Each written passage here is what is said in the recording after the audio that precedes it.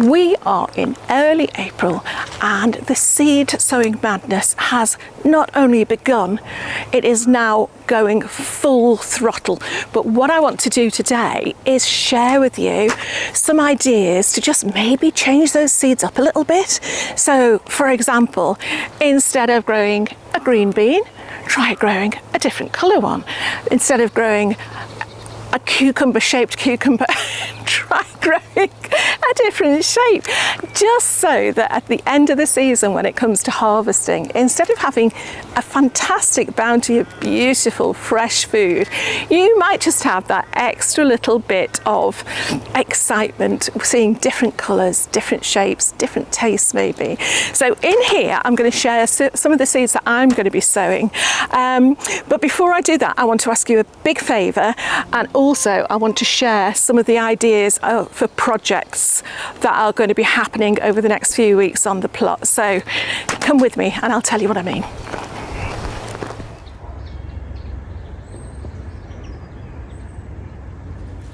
I've got to admit, for the time of year, my polytunnel has never looked quite as bare. On the far side though, I've got things that I've potted on, so my tomatoes, my chilies, my aubergines, the dahlias of course are coming on, and the dahlia seedlings that, if you remember, I planted the Bishop's Children seeds, they're coming on quite nicely as well. But as for the rest of it, I've got my peas at the back here. But if you take a look at Mike's tunnel, well, I'll show you, it just looks incredible. You've been quite busy in here then, Mike. I've been very busy. I've got my early potatoes in, I've got loads and loads of seed sown, including a good variety of squash, and I've even made a little floating shelf to maximise the space. So I think my space is pretty well maximised now. He's got all the brassicas sown, he has got onions sown, he has got greens sown, he has got the beetroot sown, and the idea is we are going to sow our respective veg in our respective tunnels and do a bit of a swap as the season goes by. But for now, one of the things, before I even start with my first seed, one of the things I noticed on a video that I did a couple of weeks ago was, yes, I was planting the peas. I've got the peas down here, and I don't know if you can see that on the side of the polytunnel, it just looks horrendous. There are big patches of what look like mould stuck there, and I'll show you what it is. Come and have a look. Okay, what we've got here is the guttering leading down to the water bus at the far end of the polytunnel. And what happens is we've got one on each side. This polytunnel roof gathers that much water that is a brilliant place to collect from, to harvest all your water. So we've got guttering on some stakes here, and it's a slight tilt. Oh, I've got hawthorn in my back. Oh, that's tickly. But what it means is you have to attach a thin strip of polythene to the polytunnel and then the other side into the guttering, so that it flows actually into there and not just behind. So this year what I'm going to do, and this is one of my projects, is move the water butts that are at the back, because I've got about 3 of them, to the front of the tunnel, because other than a couple dotted about, I haven't actually got anything near the big beds. So I am going to be altering the level of the guttering so that it goes down this way. But what it means is I've taken the old bit of plastic off, and I'm left with this horrible residue off the polytunnel tape. I'm trying to clean it off before I put some new stuff on. Now, I've used a little bit of WD-40. Someone said that would work. It cleaned it up a little bit, cleaned off some of the moss, but so would just water. But I'm a little bit concerned because I don't want to damage the poly itself. So have you got any ideas whatsoever? I mean, I know there's things like nail varnish remover and that sort of thing, but again, I'm worried that might be a little bit strong. Let me know in the comments below. Have you had this problem before, or have you got a brilliant idea to get this off safely so I can reattach some polythene for my butts? Right though, this first seed I'm going to be growing, and if you have got the space, I'm pretty sure you will all be growing some sort of bean. I prefer French beans, but I know a lot of people, it's just your standard green runner bean and that's it. Any runner beans I do grow, I tend to grow for the sea. Oh, it's so warm in here. Let's just see. You've got this in the way, haven't you? 37.2. What does that mean? Let's have a look. 98. 98, who else have been the Polytunnel sown seeds? Anyway, yeah, if I grow runner beans, I tend to grow them for the actual beans inside the pods, so things like gigantes. And this year I've been given the Tsar runner bean by AD. So I'll put a link to AD's channel down below, so I'm going to try them as well. Again, it's like a butterbean type. But if you like French beans, consider growing a different colour. Consider growing some purple French beans. I'm going to be growing Cos Violet. Is that the pronunciation? I don't know. Grow some yellow ones. I'm also going to be growing Necker Gold. So they are my two beans. The beauty of having a different coloured bean as well is when it comes to harvesting, if your beans grow, which mine didn't last year, they are that much easier to see. It's easier not to miss some because the green beans just merge in with the stems and the leaves, and they're beautiful, but they do merge in. So yeah, Necker Gold, Cos Violet, try something like that. But I'm also going to try a completely different bean this year. Watch me not have enough compost ready, which is a new one on me called a yard-long bean. It has got a proper name as well, I'll tell you in a moment. And these are going to be grown, is it called a snake bean as well? I'm not sure. These are going to be grown actually in the Polytunnel itself. And again, one of the projects I was hoping to have done by now was to have made my 2 raised beds for the arch at the top end of the Polytunnel. I've got the wood, it's all ready to go, but I just haven't put them together yet. If I had done, I would be planting these straight in the soil there. But I've just got a mix. I'm not sieving it, they're beans, they're fine. A little bit of vermiculite in there. Because I'm sowing seed, I'm not going to be adding any fertiliser or anything just yet. And the beans, let me just see my little basket. Here they are. Oh, it's another French name, right? Okay. They are called en metro ramp. Okay, and so what I'm going to do, I mean, consider the bean seeds. Look, they are, can you see that? They are quite tiny. So I'm going to grow half in here. My beans were awful last year because of the slugs and the damp, and they were terrible. I think I had backups, but I didn't have enough. But I always say with beans, have backups. And then I'm just going to find a compost bag that's actually got some compost in and top it up. Now, as always, look at this. That's what I said, the beans. You might be looking at the camera now and thinking, Jane, that's why your beans don't grow. But you know what? It's not like carrots. They don't need babying. They're fine. With the yard-long beans, apparently, they're not great outdoors. So like I say, these are going to be grown in the poly where they'll be kept nice and warm and moist. And that is my first bean alternative. But yes, this second seed that I'm going to grow, and you can see it's another big one. I'm using one of these grotty old pots, but I'd rather use this up and make full use of it than throw it in the bin and get some fancy ones. By the time I've used it a few more times, it'll be ready to go. But for now, it's perfect for things like this, because today I am going to make my first sowing of mange tout. Now again, for the same reason as I've said with the beans, you can grow beautiful mange tout, but when it comes to harvest time, or even if you're just wandering through the garden and you're not thinking of harvesting any, you miss them, you might not see them. But, oh no, Jane, how do we get around that one? We get around that one by planting, she says, if she can find it. These ones, these are called golden sweet. Now, if you wanted to, you could do them very much like the beans in a guttering, so you get a successional sowing. But I'm just going to do them in here. Again, they're nice and big. And I'll do one lot now and I'll do another lot in a few weeks' time. And I'm just going to plant a few in each one. 4 in each one. I think that'll be okay. And yeah, again, they just look nice. They'll stand out. And I often think, I've talked before about how fantastic, I mean, I did on a video once, I said one of the best things in your garden is shelling your first pea pod and eating those first super sweet peas. But to be honest, if you've grown peas before, you know what I'm going to say. It's the taking them home and the shelling them and preparing them. Oh my goodness, for a handful of peas. Tell me if you're growing any. Are you growing mange tout? Are you growing peas? Which do you prefer? Are you going to try something a little bit different? And there we are. And of course, you know the one things I've missed off, don't you? It's my labels. So I'm going to get my labels done, and then I'm going to show you another one of the projects that I want to get started on and get on with the next sowing. I've got to be careful where I'm standing here because it is absolutely jam-packed with dandelion. You know what? I'm going to leave that dandelion for you, Bee, and you.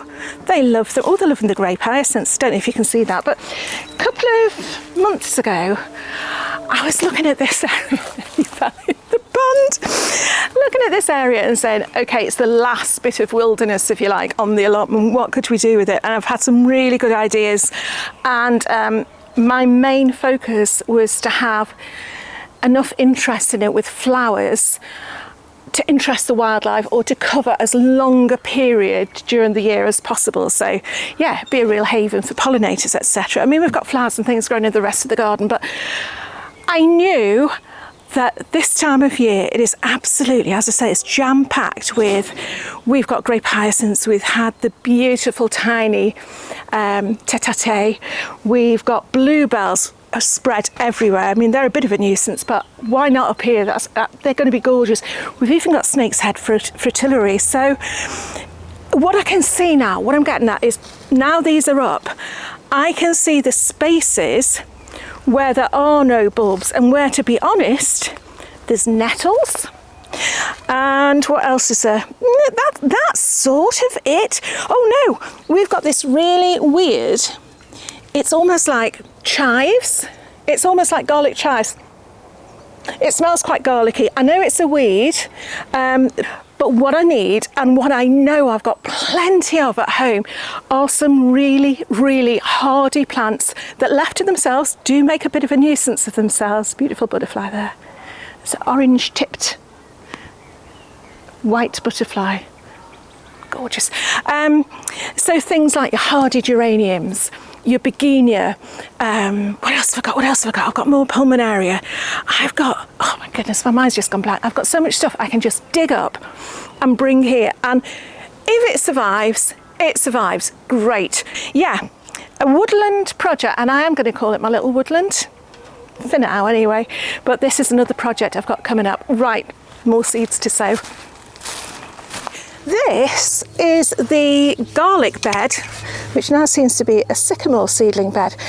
But I waited for a long time for these last garlic to come up, which was the Rose de Lautrec.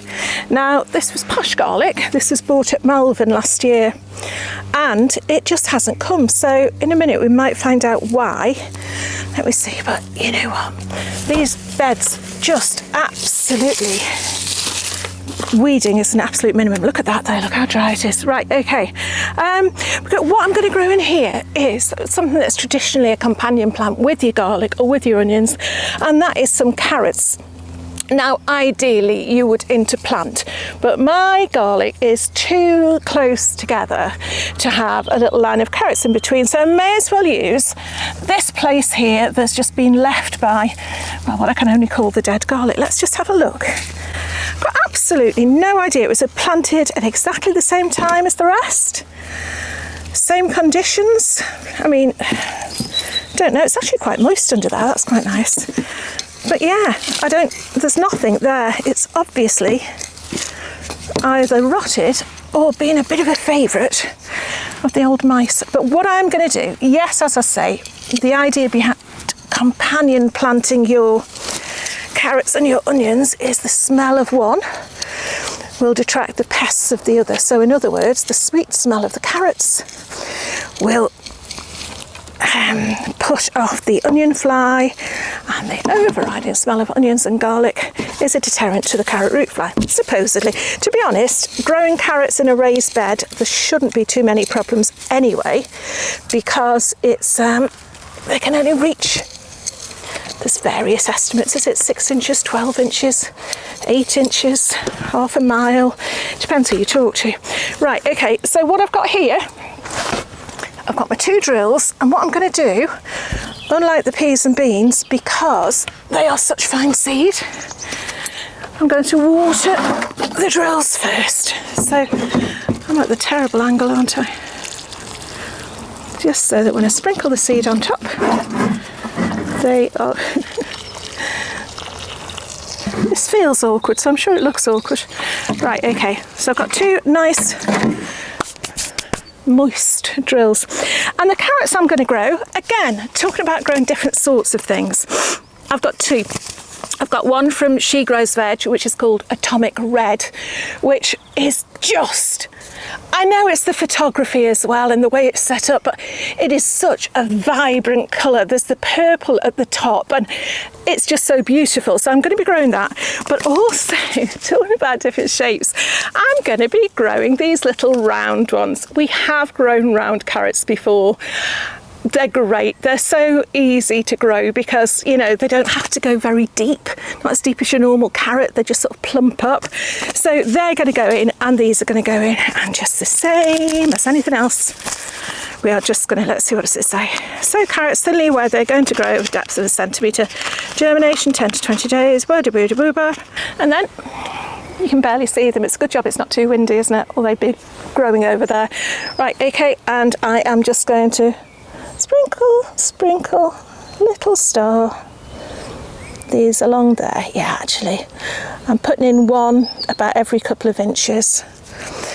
I could get the camera down and show you exactly what I'm doing, but it would probably not be very interesting whatsoever. So they were Atomic Red. These are Mikado de Paris. Do you love my French accent? I do apologise for the French. Okay, there we are. I've ripped off. I always say don't do that. What do? Try not to rip off. Oh, it's not too bad. If you rip off the top of your seed packet, you tend to lose what they are. Oh, that's more like it. There's, I would say, thousands in here. Again, teeny tiny seed, which is why we've done the drill. Put that together in a minute. Famous last words. And then I'm just, where is the drill? There. And hopefully these will do a little bit better than the garlic. Now, this is not going to be my only carrot sowing, but I just wanted to get some under the way. I've still got my favour to ask you as well, so I'll do that in a minute. Right, they are now ready to go. And I'm going to show you one last different variety that I'm going to sow today in a moment. Okay.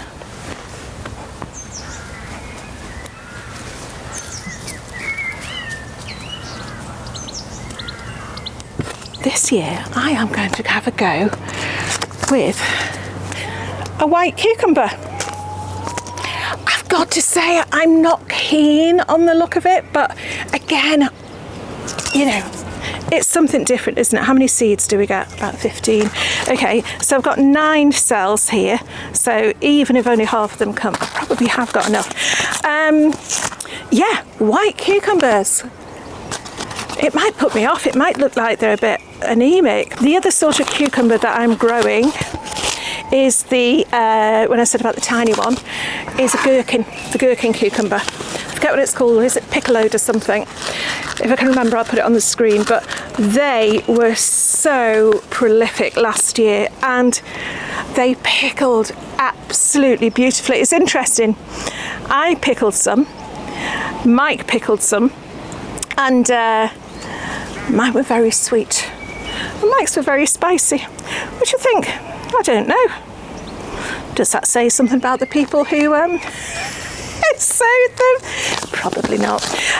Okay, that's it. That's all you need to do with cucumber seeds. Just put them in. But yeah, I will probably grow some green ones as well, like market more or something like that. But again, I'm just going to top them up. I mean, this is why you have seed tray things, isn't it? To sort of stop you getting your soil everywhere. But let's face it, it's only going on the ground. It'll be fine. It'll get swept into the sides there.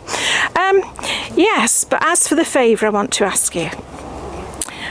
Next week is my birthday, and I have treated myself to something I have been wanting on the plot for a long time, and I've shared it with you a few times, but I'm going to hang on to it to next week, because hopefully by next week it will be in situ. I'm trying not to give it away, but yeah, it was a bit of a treat. I'll tell you more about it next week. But one of the best birthday presents I could possibly have from my lovely viewers is, please could you just leave a comment in the comment section below. It's just one of the nicest things that your viewers can do for you. So yeah, if you want to make this old lady smile a bit, leave me a little comment. I'm cheap and cheerful. Okay, that's it. I hope I've given you a few ideas for some different sorts of varieties that you can try this year, and let me know in the comments below which ones you feel like you might do. See you soon.